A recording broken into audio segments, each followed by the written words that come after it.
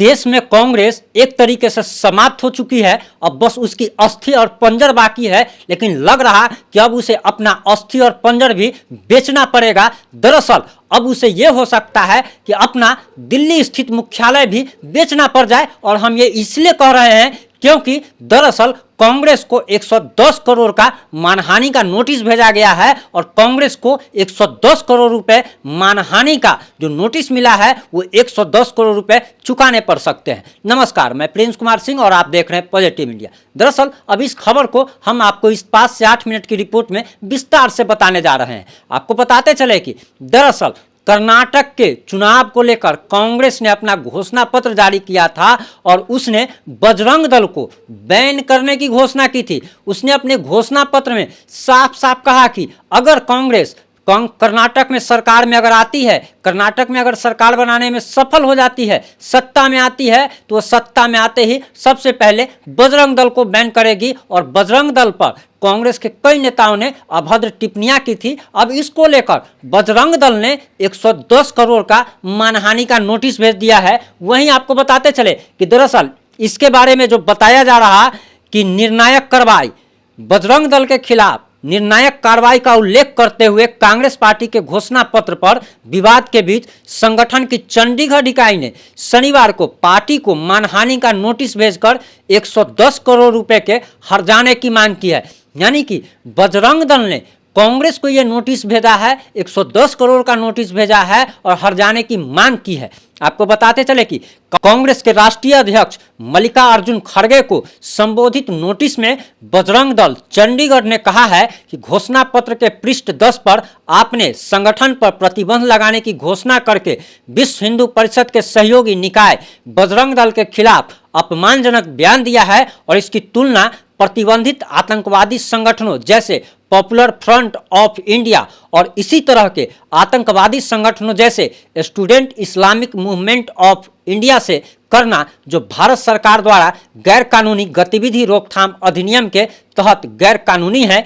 विश्व हिंदू परिषद ने भी नोटिस पर प्रतिक्रिया दी और कहा है कि कांग्रेस पार्टी को विश्व स्तर पर हिंदुओं की भावनाओं को आहत करने की कीमत चुकानी पड़ेगी। वहीं आपको बताते चले कि मल्लिकार्जुन खड़गे को 110 करोड़ रुपए का नोटिस भेजा गया है। आपको बताते चले कि कांग्रेस के वर्तमान राष्ट्रीय अध्यक्ष मल्लिकार्जुन खड़गे हैं और कांग्रेस ने कर्नाटक में जो बयान दिया था उसने बजरंग दल की तुलना एक आतंकवादी संगठन से की थी, पीएफआई से की थी और इसी को लेकर बजरंग दल ने मानहानि का मुकदमा दर्ज कराया है। और आपको अभी पता ही होगा कि दरअसल गुजरात कोर्ट ने राहुल गांधी को एक ऐसे ही मामले में मोदी सरनेम को लेकर के मामले में सजा सुनाई और सजा सुनाने के साथ साथ संसद की सदस्यता खत्म कर दी। वहीं आपको बताते चले कि अभी कांग्रेस के जो मतलब नेता है, बहुत बड़े नेता कहे जाते हैं राहुल गांधी, उनकी सिर्फ संसद की सदस्यता ही खत्म नहीं हुई है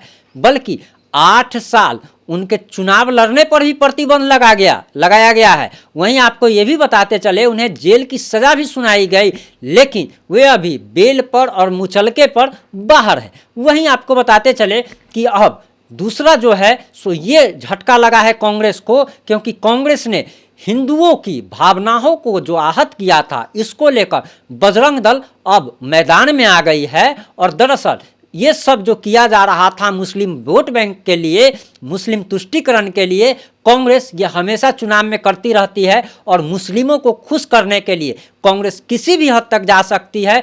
हिंदू देवी देवताओं का अपमान करती है। वही कुछ स्टेट में तो राहुल गांधी चुनाव के समय दत्तात्रेय ब्राह्मण गोत्र का ब्राह्मण अपने आप को बताते हैं और कोट के ऊपर जनेऊ पहन लेते हैं। दरअसल इनका जो बहुरूपिया जो चेहरा है और चेहरे पर जो मुखौटा है वो जनता अब बखूबी समझने लगी है। वहीं आपको बताते चले तब इसको लेकर भाजपा ने इसे बजरंग बली से जोड़ दिया है और प्रधानमंत्री नरेंद्र मोदी ने साफ साफ मंच से कहा, चुनावी मंच से उन्होंने कहा कि दरअसल बजरंग दल पर यह टिप्पणी नहीं है बल्कि यह बजरंग बली का अपमान है, करोड़ों हिंदुओं की भावनाओं के साथ खिलवाड़ है। और उन्होंने खुद चुनावी सभा से मंच पर से बजरंग बली की जय जयकार के नारे लगवाएं, जयकारे लगवाएं और लाखों करोड़ों लोगों ने हाथ उठाकर मोदी जी का साथ दिया। वहीं आपको बताते चले कि इसको लेकर भाजपा ने एक मुहिम भी शुरू की थी और मुहिम ये थी कि 7 बजे, दरअसल ये कार्यक्रम 4 मई को आयोजित किया गया था कि कर्नाटक के सभी मंदिरों में 4 मई को शाम 7 बजे एक साथ हनुमान चालीसा का पाठ किया जाएगा, जो कि काफी सफल भी रहा। बजरंग दल ने कांग्रेस को भेजे हुए मानहानि के नोटिस में आगे क्या कहा है वो भी हम आपको बताने जा रहे हैं। दरअसल बजरंग दल का कहना है कि सिमी और पीएफआई जैसे संगठन राष्ट्रीय और अंतर्राष्ट्रीय स्तर पर प्रतिबंधित आतंकवादी संगठन है। बजरंग दल धार्मिक एकता और भारत माता की सेवा में विश्वास रखता है। नोटिस में आगे कहा गया है कि सिमी और पीएफआई अल कायदा और आईएसआईएस से जुड़ा हुआ संगठन है और संयुक्त राष्ट्र महासभा और 100 देशों के साथ साथ गैर कानूनी गतिविधि रोकथाम अधिनियम के तहत मुकदमा चलाने वाले अन्य वैश्विक आतंकवादी संगठन है। और इसमें आगे कहा गया है कि विश्व हिंदू परिषद के तत्वाधान में बजरंग दल सार्वभौमिकता, सहिष्णुता, धार्मिक एकता, राष्ट्रीय अखंडता और भारत माता की सेवा में विश्वास करता है और ऐसा करने के लिए भगवान राम और भगवान हनुमान को श्रद्धेय उदाहरणों से प्रेरणा लेता है, जो कि धर्म और सेवा का आदर्श बताकर। आगे संगठन ने कहा है कि उसने अपने रक्तदान के माध्यम से भूकंप के दौरान और कोरोना के दौरान राष्ट्र सेवा का जो भाव है उसने बताया था। और इसी को लेकर बताते चले कि दरअसल बजरंग दल को ये लग रहा है कि दरअसल ये उसके इज्जत के साथ खिलवाड़ किया गया है, ये उसके कामों के साथ खिलवाड़ किया गया है, उसके सेवा भाव का मजाक बनाया गया है। आपको बताते चले कि बजरंग दल किसी भी तरीके के प्राकृतिक आपदा हो या ऐसे भी कोई भी आपदा हो, उसमें बजरंग दल जो है वो हमेशा खड़ा रहता है, देशवासियों के लिए खड़ा रहता है। कोरोना के दौरान भी बजरंग दल ने अभूतपूर्व काम किया था, बाढ़ के दौरान भी बजरंग दल ने अभूतपूर्व काम किया था और इसी के लिए बजरंग दल को देश का बल कहा जाता है। जिस बजरंग दल को देश का बल कहा जाता है उसकी तुलना कांग्रेस ने आतंकवादी संगठनों से की थी और इसी को लेकर 110 करोड़ का नोटिस भेजा गया है और 110 करोड़ रुपया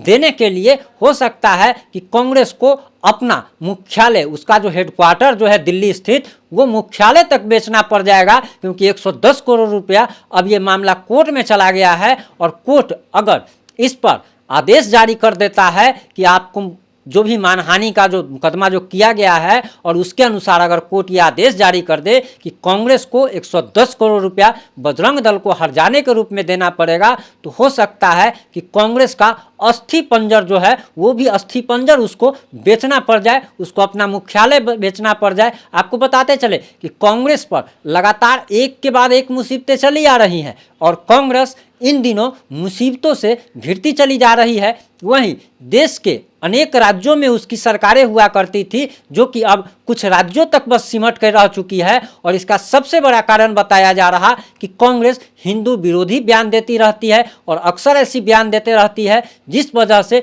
हिंदुओं की भावनाएं आहत होती है और हिंदू अब कांग्रेस से अलग हो चुका है। इस मुद्दे पर आपकी क्या राय है, आप अपनी राय कमेंट में ज़रूर दें। अगर आप वीडियो को यूट्यूब चैनल पर देख रहे हैं तो चैनल को सब्सक्राइब जरूर करें। अगर आप वीडियो को फेसबुक पेज पर देख रहे हैं तो पेज को फॉलो जरूर करें। आपके एक सब्सक्राइब और फॉलो करने से हमारा आत्मबल मजबूत होता है और हमें और अच्छा करने की प्रेरणा मिलती है। जुड़े रहें हमारे साथ। जय हिंद, जय भारत, जय जय बिहार।